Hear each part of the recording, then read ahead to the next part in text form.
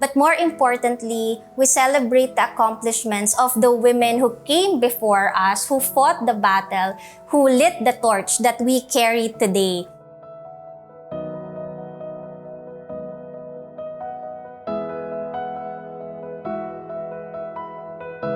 I would say that I've been fortunate that I was actually born at the time when most of the women's rights that we have now were somehow already established.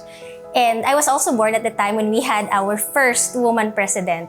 And so growing up, I've also been trained that life skills don't actually have genders. So at home, we were taught to learn, let's say for example, carpentry skills, how to use a hammer, a screwdriver, identify items in the toolbox. So even when I was in elementary, I chose carpentry drafting as my elective, instead of sewing, and that was never an issue.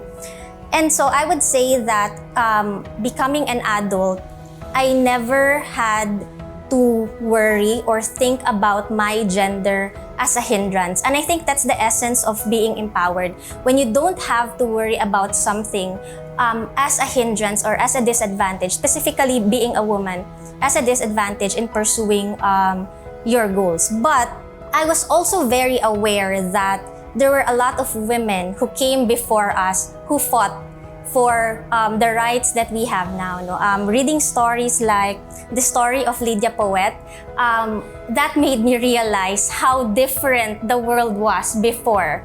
And so I know that what we have now is actually an accomplishment of those women before us. However, I was also very aware that there are a lot of women in other parts of the country, of the world, that because of their circumstances, their environment, the society where they belong, that they cannot pursue their goals just because they are women. And so that's the reason why we have to keep on talking about women empowerment, because this is not just for us, but also for them.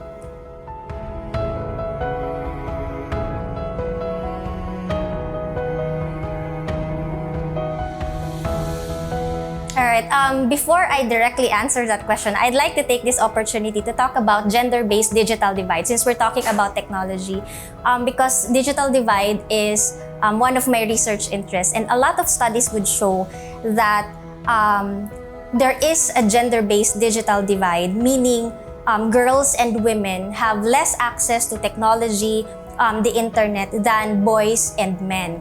Actually, there's this advocate on digital divide, planinternational.org, and they found that in the least developed countries, there's actually a 32.9% gap between male and female in terms of access to the internet. And that might not be apparent to very developed cities or very developed communities, but in other parts of the world, that's actually a problem.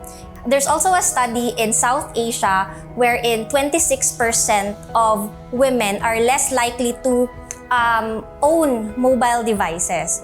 And that's just on access to devices and the internet. Then there's another discussion when it comes to AI.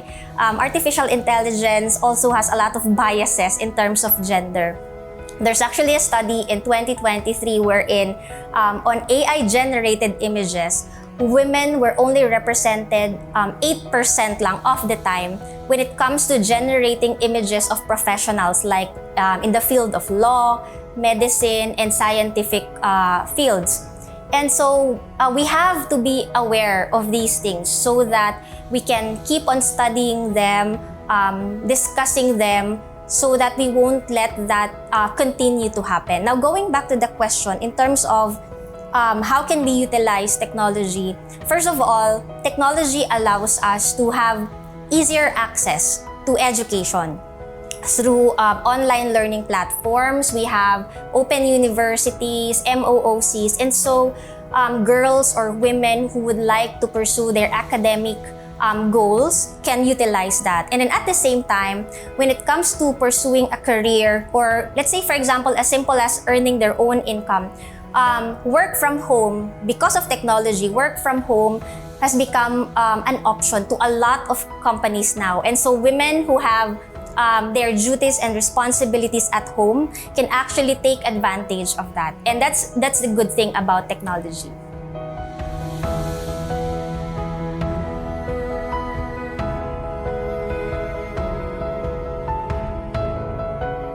All right.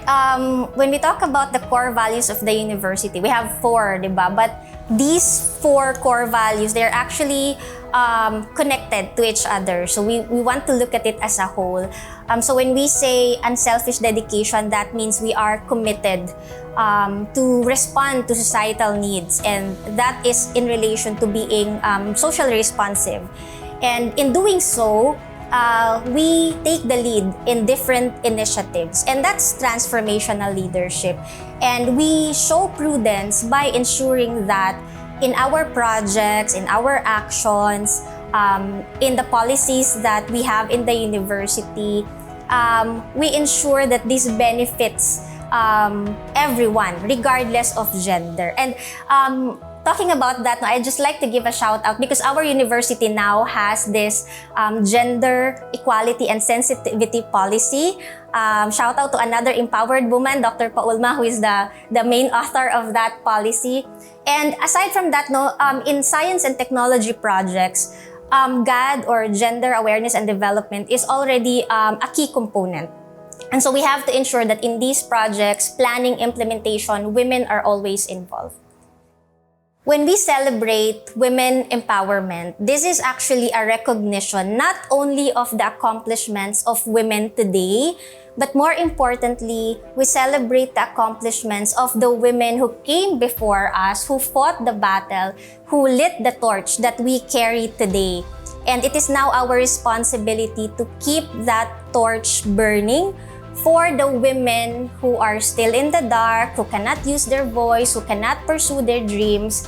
And so for them, we have to keep the light and the fight alive.